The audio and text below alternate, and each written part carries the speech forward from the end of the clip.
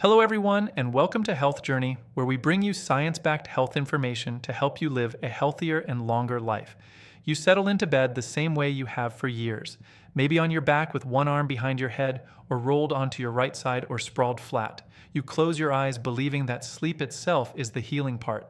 What if the exact position your body takes while you are unconscious is quietly stacking the odds against your brain every single night? Stroke does not always announce itself with drama during the day. A significant portion of strokes strike between midnight and early morning while people are asleep. For many, the first warning is waking up unable to speak, move one side of the body, or understand what is happening. The frightening part is that the position you sleep in can influence factors that raise that overnight risk, especially if you already carry other cardiovascular vulnerabilities. Tonight, we are going to examine what current research actually shows about sleeping position and stroke risk. We will separate solid evidence from internet claims, explain the physiology in plain language, and give you practical steps you can take starting this evening. This is not about scaring you. It is about giving you information so you can make informed choices and talk intelligently with your own doctor. A stroke occurs when blood flow to part of the brain is interrupted. Most strokes are ischemic, caused by a clot or blockage. A smaller percentage are hemorrhagic, caused by a ruptured vessel. When brain cells are deprived of oxygen and nutrients, they begin to die within minutes. The longer the interruption lasts, the greater the permanent damage. Time is brain, as doctors say. Prevention is even better. Sleep is supposed to be restorative. During healthy sleep, blood pressure typically dips, the heart rate slows, and the brain's waste clearance system, called the glymphatic system, becomes more active. But certain sleeping positions can interfere with breathing, oxygen levels, blood pressure stability, and circulation. The position that research most consistently links to elevated risk is sleeping flat on the back, known as the supine position, particularly in people who have or are at risk for obstructive sleep apnea. Obstructive sleep apnea is far more common than most people realize. In middle-aged adults, it affects a substantial percentage of men and a significant number of women, and many cases remain undiagnosed. When you lie on your back, gravity pulls the tongue and soft tissues of the throat backward. The airway narrows or collapses repeatedly. Breathing stops or becomes shallow for seconds to longer stretches. Oxygen levels in the blood drop. The body responds with a stress reaction. The heart rate rises, blood pressure spikes, and the nervous system shifts into a fight-or-flight mode even while you are asleep. These repeated overnight events strain the cardiovascular system and the brain. Studies have shown that untreated moderate to severe sleep apnea is associated with a meaningfully higher risk of stroke. Some analyses indicate the risk can be 2 to 4 times higher compared with people without the condition. Sleeping on the back worsens the severity of apnea for the majority of people who have it. Side sleeping, by contrast, tends to keep the airway more open. The tongue is less likely to fall backward, and breathing interruptions often decrease. There is also research on the brain's cleaning system. Animal studies and some human imaging work suggest that the lateral or side-lying position may allow better clearance of waste products from the brain than the supine position. While this is not the primary driver of acute stroke risk, long-term accumulation of inflammatory proteins is linked to vascular and neurodegenerative problems. Side sleeping appears more favorable for this process. Claims about one specific side being dramatically worse than the other are less solid. Some online videos assert that sleeping on the right side raises stroke risk through changes in venous return or by increasing the chance of paradoxical embolism in people who have a patent foramen oval, a small opening between the heart's upper chambers that many people have without knowing. The supporting evidence for this as a major population-level risk factor is limited and mixed. For most healthy people, the difference between left and right side is modest. People with certain heart failure conditions sometimes prefer the right side because the left side can feel more uncomfortable due to the heart's position. The clearest, most reproducible finding remains that back sleeping is the position most likely to aggravate breathing problems that raise stroke risk. Stomach sleeping is generally discouraged for other reasons. It forces the neck into awkward rotation for hours, can strain the spine, and does not offer the airway advantages of side sleeping. For stroke-related concerns, the priority is avoiding prolonged flat-on-the-back time if you have risk factors for sleep apnea. Now let's talk about who is most vulnerable. Age is a major factor. arteries stiffen over time, blood pressure control becomes more challenging, and the prevalence of atrial fibrillation and sleep apnea rises. High blood pressure, especially if it remains elevated while lying down, is strongly linked to higher rates of heart disease, heart failure, stroke, and premature death. A large analysis of adults from multiple communities found that people with elevated blood pressure, both sitting and supine, carried substantially higher risks compared with those whose pressure was normal in both positions. Checking blood pressure only while seated can miss important information. Other risk factors include obesity, which increases the likelihood of airway collapse, diabetes, high cholesterol, smoking, atrial fibrillation, which can send clots to the brain, previous transient ischemic attacks or mini-strokes, and a family history of early cardiovascular disease. Women after menopause lose some of the vascular protection estrogen provided. Men tend to develop sleep apnea at higher rates earlier in life. Anyone who snores loudly, gasps during sleep, wakes with headaches, or feels unrefreshed despite adequate time in bed should discuss evaluation for sleep apnea with a physician. Early warning signs of elevated overnight risk are often subtle. Loud, chronic snoring is the most common. Witnessed pauses in breathing are a stronger signal. Waking up gasping or choking, morning headaches, dry mouth, excessive daytime sleepiness, difficulty concentrating, and irritability can all point toward disrupted sleep. High blood pressure that is hard to control despite medication is another red flag, because the overnight spikes from apnea can blunt daytime treatment effects. Some people notice their legs feel restless or they need to get up frequently to urinate. While not specific, these can accompany sleep-disordered breathing. Symptoms of an actual stroke are more dramatic and demand immediate action. Sudden numbness or weakness of the face, arm, or leg, especially on one side. Sudden confusion or trouble speaking or understanding speech. Sudden trouble seeing in one or both eyes. Sudden trouble walking, dizziness, or loss of balance and coordination. Sudden severe headache with no known cause. Remember the acronym FAST. Face drooping, arm weakness, speech difficulty, time to call emergency services. Every minute counts. Do not wait to see if it improves.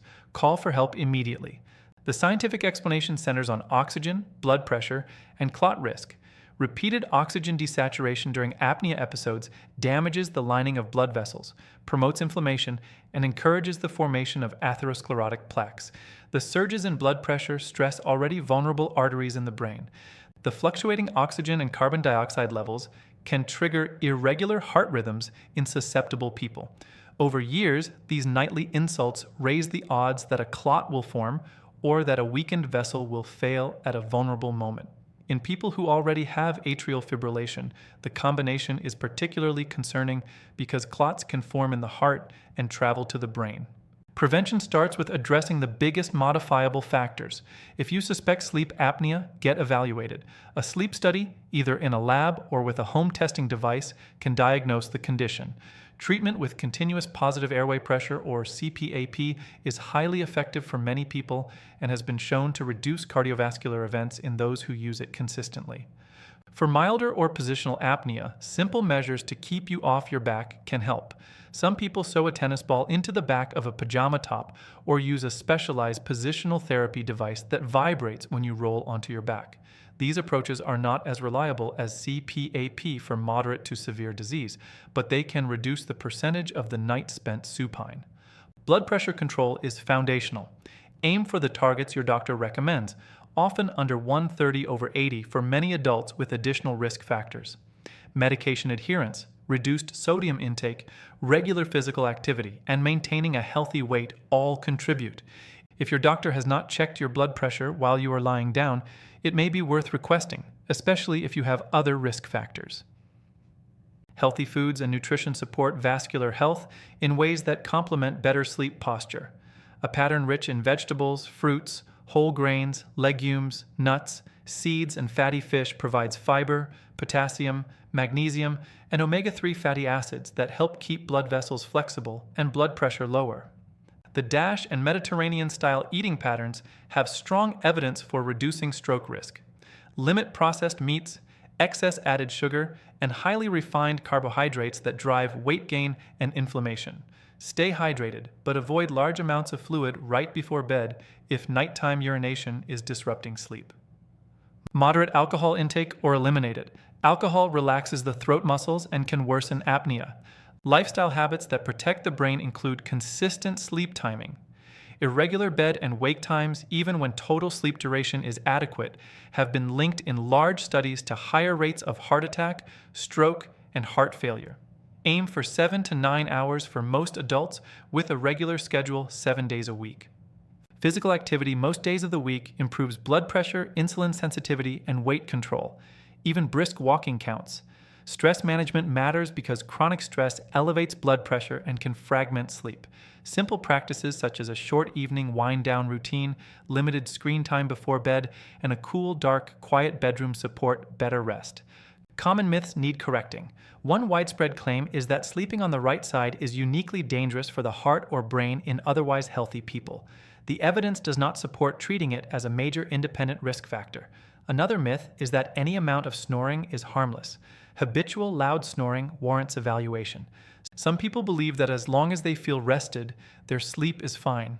Daytime functioning is important, but it is possible to adapt to chronic low-level oxygen drops and still feel relatively functional while the cardiovascular system continues to take damage.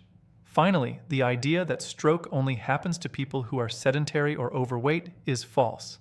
It can strike people who appear fit if other risk factors, including undiagnosed apnea or atrial fibrillation, are present.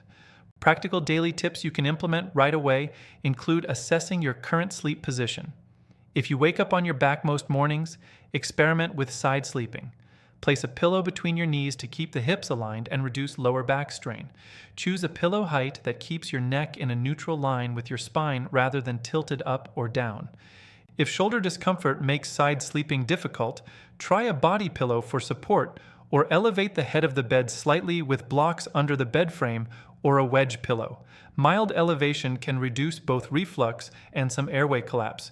Track your snoring and daytime energy for a couple of weeks and share the observations with your doctor. If you already use CPAP, prioritize consistent use every night. Keep your weight in a healthy range through sustainable changes rather than extreme diets. Schedule regular checkups that include blood pressure, cholesterol, blood sugar, and discussion of sleep quality. Key takeaways are straightforward.